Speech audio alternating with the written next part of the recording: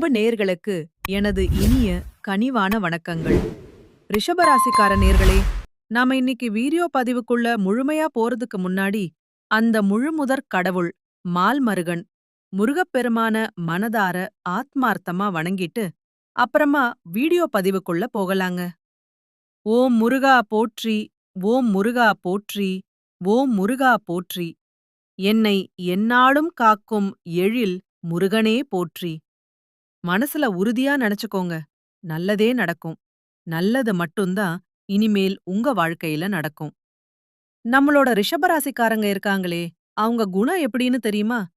எதிரியே அவங்க வீட்டு வாசலுக்கு தேடி வந்தாலும் சரிங்க, அவங்க கிட்டயும் ரொம்ப கனிவா பேசி அன்பா உபசரிக்கக்கூடிய ஒரு உன்னதமான குணம் கொண்டவங்க இவங்க. இவங்கள பொறுத்தவரைக்கும் நான் மட்டும் நல்லா இருக்கணும் அப்படிங்கிற அந்த அற்பமான சுயநலம் இவங்க கிட்ட எப்போதுமே கிடையாதுங்க. தன்னை சுத்தி இருக்கிற எல்லோருமே, தன் உற்றார் உறவினர்கள் எல்லோருமே நல்லா இருக்கணும் அப்படிங்கிற ஒரு உன்னதமான பொதுநல குணத்தோட தான் இவங்க வாழ்ந்துகிட்டு இருக்காங்க. வில்லிலிருந்து புறப்பட்ட குறி தவறாத அம்பு போல தன்னோட குறிக்கோள்ல இருந்து எப்போதுமே விலகாம வைராகியத்தோட வாழ்ந்துகிட்டு இருக்காங்க. இவங்கள பொறுத்தவரைக்கும் தன்னோட சொந்த வாழ்க்கையில எத்தன இடி சோதனைகள் வந்தாலும், எத்தன பிரச்சனைகள் வந்தாலும் அத பத்தி துளி கூட கவலைப்பட மாட்டாங்க.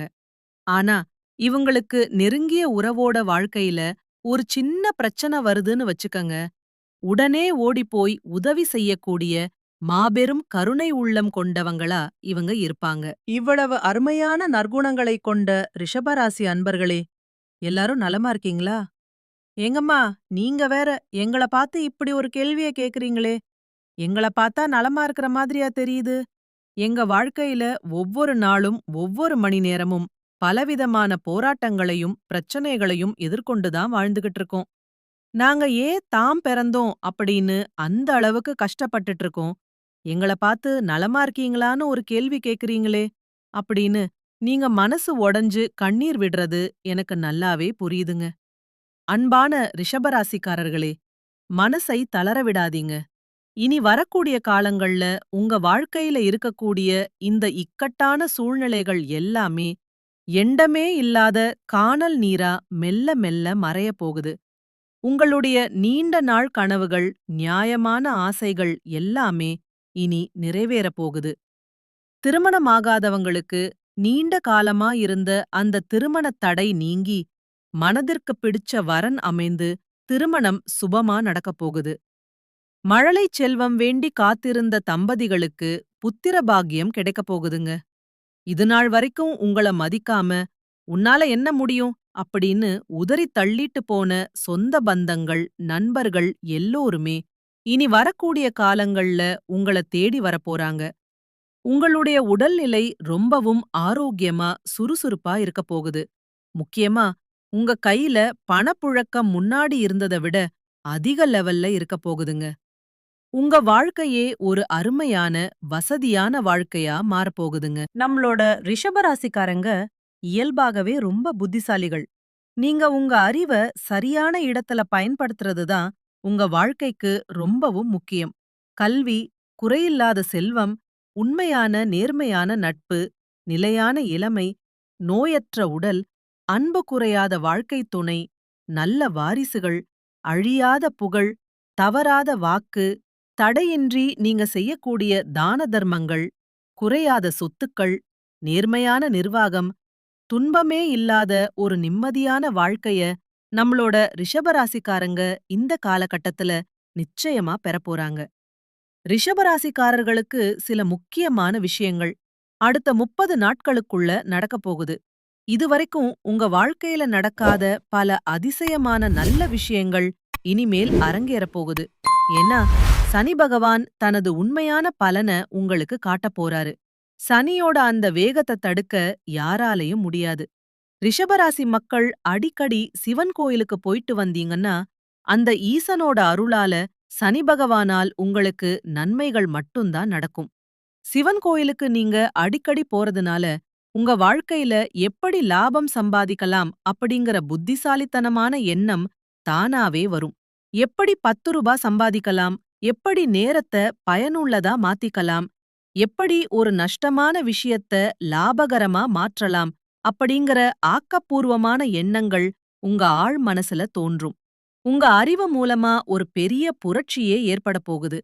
ரிஷபராசியில பிறந்தவங்க சும்மா வீட்டுக்குள்ளேயே முடங்கி கிடந்தா எதுவுமே மாறாதுங்க. குழந்தைகளா இருந்தாலும் சரி, உறவினர்களா இருந்தாலும் சரி, எதையும் எளிமையா சிந்திங்க. அதுவே உங்களை ஒரு நல்ல பாதைக்கு கூட்டிட்டு போகும். கொஞ்சம் பெருசா சிந்திச்சீங்கன்னா, ஒரு மிகச்சிறந்த உன்னத நிலைக்கு நீங்க போகலாங்க. இப்போ நீங்க என்ன செய்யணும் அப்படின்னா, நல்லா யோசிங்க.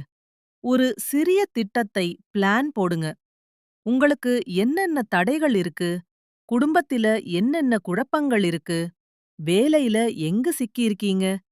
எதுவுமே புரியாம எடத்துல நிக்கிறீங்களா? என்ன செய்வது என்று தெரியாம திகைச்சு போயிருக்கீங்களா? இப்போ ஒரு சரியான திட்டத்தை வகுத்துக்கோங்க. உங்க வாழ்க்கையில நிச்சயமா நல்லது நடக்கும். உங்களுடைய நீண்ட கால ஆசைகள், கனவுகள் எல்லாமே ஒண்ணு விடாம நிறைவேறும். யாரை நம்பலாம்? யாரை நம்பக்கூடாது? யாரிடம் மனம் திறந்து பேசலாம்? யார்கிட்ட இடைவெளி விட்டு பேசணும்? அப்படிங்கிற அந்த பக்குவத்தை நீங்க தெரிந்து கொள்ளக்கூடிய பொற்காலமாக இந்த நேரம் உங்களுக்கு அமைஞ்சிருக்கு.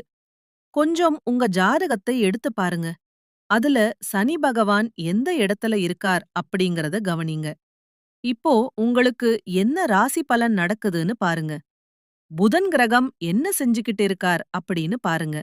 அதற்கேற்ப ஒரு தெளிவான திட்டத்தை போடுங்க. சில விஷயங்கள் 10 நாட்கள்ல நடக்கலாம். சிலது வெறும் 10 நிமிஷத்துல நடக்கலாம்.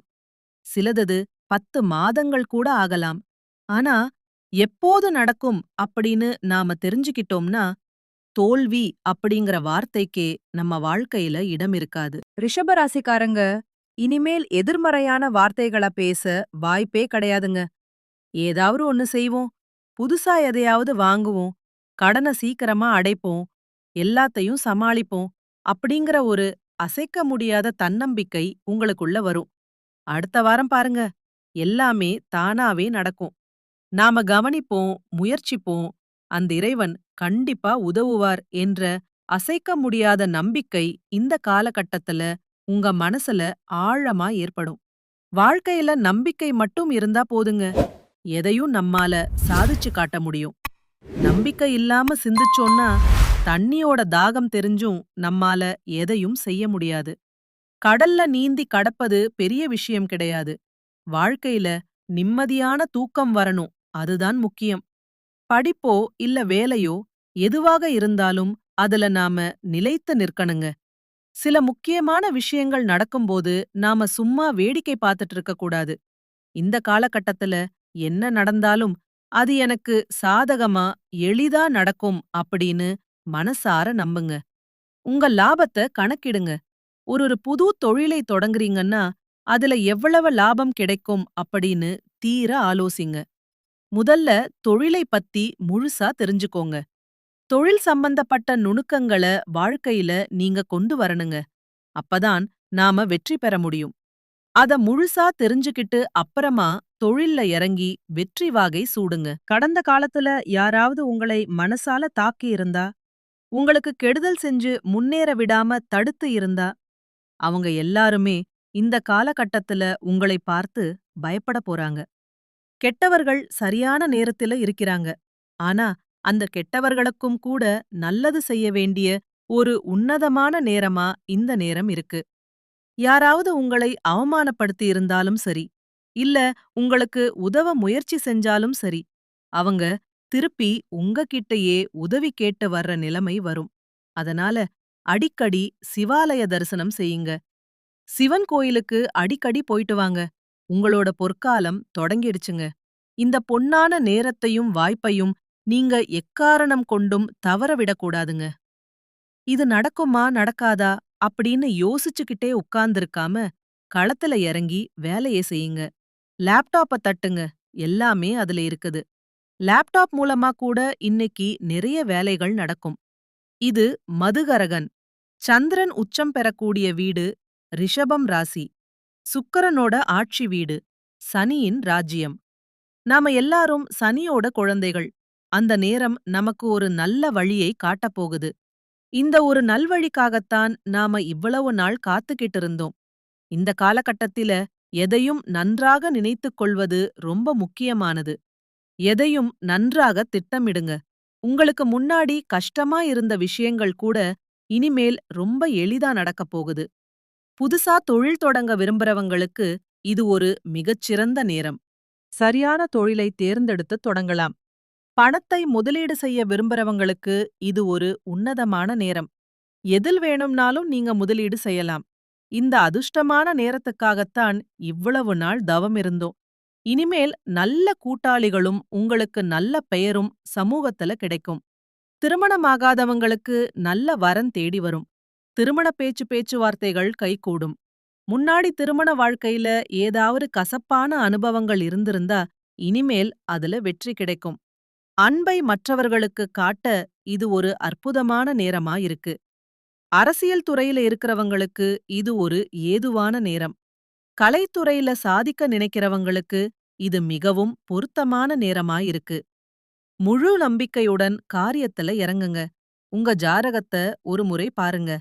ஜாதக அமைப்பு சரியா இருந்தா வெற்றி உங்களுக்கு நிச்சயமா கிடைக்கும். இது ஒரு பைபாஸ் சாலை மாதிரிங்க. யாரும் நமக்கு எதிரா வரமாட்டாங்க. பாதை அப்படியே கிளியரா இருக்கும். விஷபராசிக்காரங்க பொதுவா கோவமானவங்க தான். ஆனா களத்துல ஜெயிக்க வேண்டும் என்ற வெறி கொண்டவங்க. மனசுல பணம், செல்வம், முன்னேற்றம் அப்படிங்கிற எண்ணம் எப்போதுமே ஓடிக்கிட்டே இருக்கணும். இது தூங்கி வழியுற நேரம் இல்லைங்க. எந்த சூழ்நிலையிலும் பின்வாங்காதீங்க. தைரியமா இருங்க.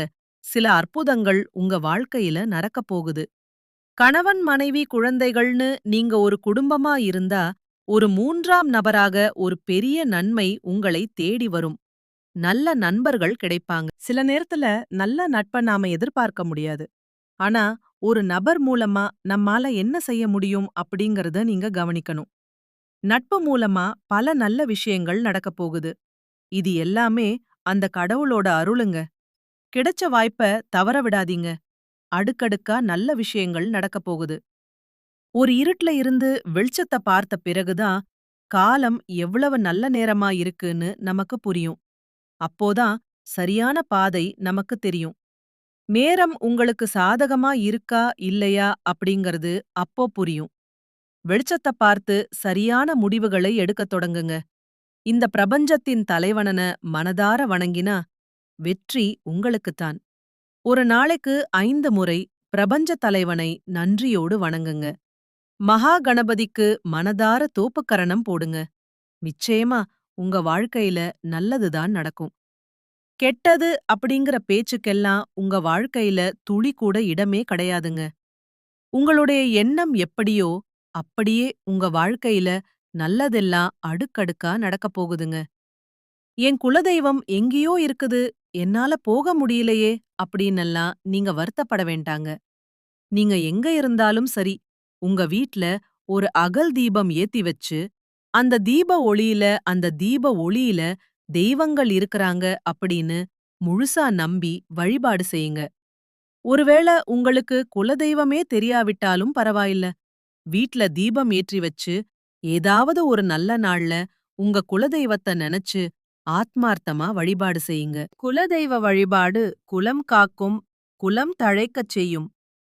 முதல்ல உங்க குலதெய்வம், அப்புறம் உங்களுக்கு பிடிச்ச இஷ்ட தெய்வம், அப்புறம் மற்ற தெய்வங்களை வணங்குங்க.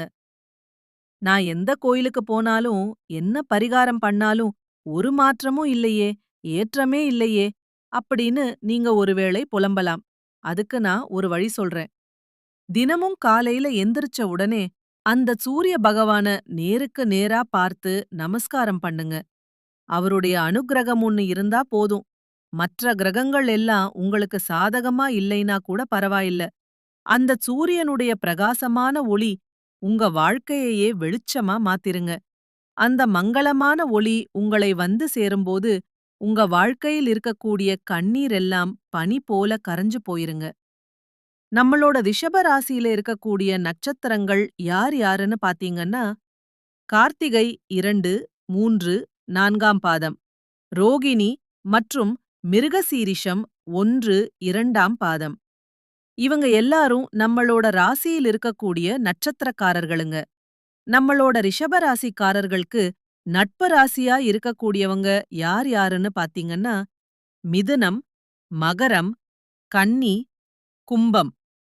இவங்க எல்லாரும் நம்மளுக்கு ரொம்ப இணக்கமான ராசிகளா இருக்காங்க.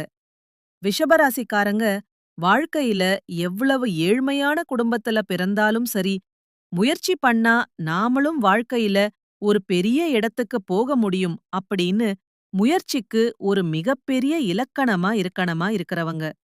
யார் என்ன சொன்னாலும் பயப்பட மாட்டாங்க. விடாமுயற்சியோட ஓடிக்கிட்டே இருப்பாங்க. உரைச்சுக்கிட்டே இருப்பாங்க. தன்னோட உழைப்புக்கு எப்போ வெற்றி கிடைக்குமோ அதுவரைக்கும் சரியா தூங்காம, சாப்பிடாம கூட உழைக்க தயங்காதவங்க இவங்க. இப்படியான உங்களுடைய கடின உழைப்புக்கேற்ற பலன் அப்படிங்கிறது கூடிய சீக்கிரம் உங்களுக்கு கிடைக்கப் போகுதுங்க. உங்களோட ஆசைகள், கனவுகள் எல்லாமே இனிமேல் நிறைவேறப் போகுது.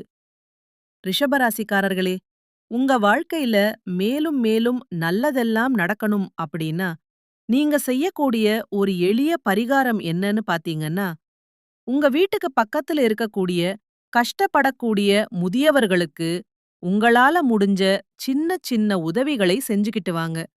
இந்த உதவிய நீங்க அன்போட செய்யறதன் மூலமா, நீங்க தெரிஞ்சோ தெரியாமலோ செய்த பாவங்கள் எல்லாம் குறைஞ்சு, உங்க எண்ணம் போலவே உங்கள் வாழ்க்கையில இனி வரக்கூடிய காலங்கள்ல நல்லது மட்டும்தான் நடக்கும். வாழ்க வளமுடன். நன்றி. வணக்கம்.